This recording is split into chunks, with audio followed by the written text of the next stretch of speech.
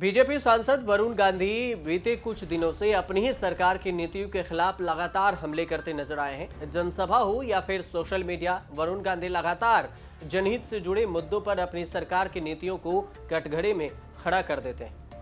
वरुण गांधी ने एक बार फिर शराब का प्रचार करने के मामले पर ट्वीट कर अपनी ही सरकार पर हमला बोला है।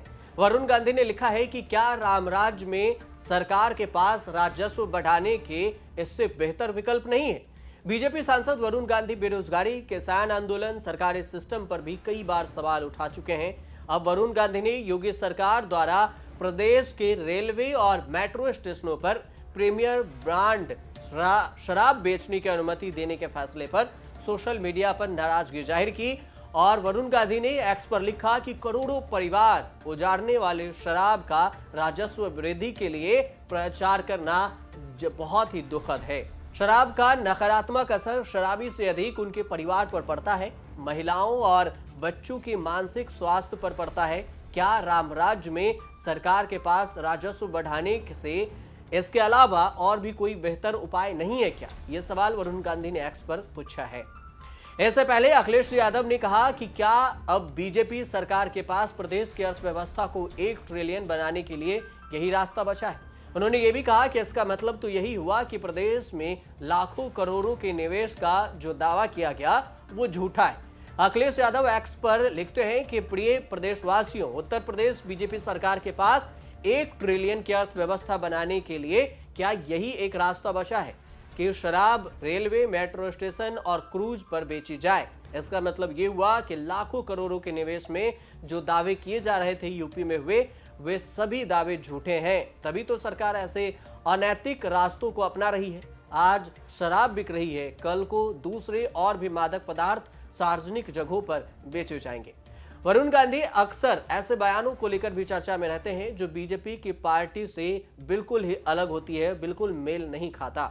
हाल ही में द हिंदू अखबार के लिए लिखे लेख में उन्होंने देश के 5 ट्रिलियन की अर्थव्यवस्था बनाने के मिशन पर भी कहा था कि देश को इससे पहले एक बेहतर लोक हितकारी व्यवस्था बनाने की जरूरत है। देश में 91% लोग ऐसे सेक्टर में काम कर रहे हैं जहां उन्हें कोई भी सामाजिक सुरक्षा नहीं मिलती।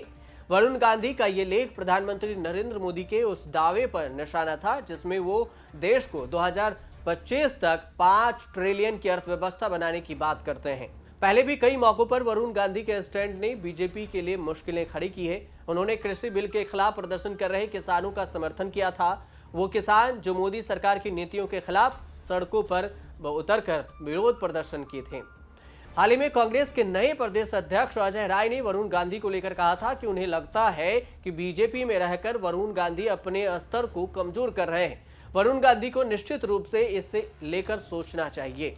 जानकारों का मानना है कि 2024 में वरुण गांधी को बीजेपी टिकट नहीं देने वाली। हालांकि इस बात को लेकर अभी कोई भी बयान सामने नहीं आया है, लेकिन ये कयास लगाए जा रहे हैं। योगी और वरुण गांधी के बीच अगर रिश्ते को समझे तो माना जाता है कि वरुण गांधी साल 2017 के विधानसभा चुनाव से पहले खुद को उत्तर प्रदेश के मुख्यमंत्री पद का प्रबल दावेदार मानते थे।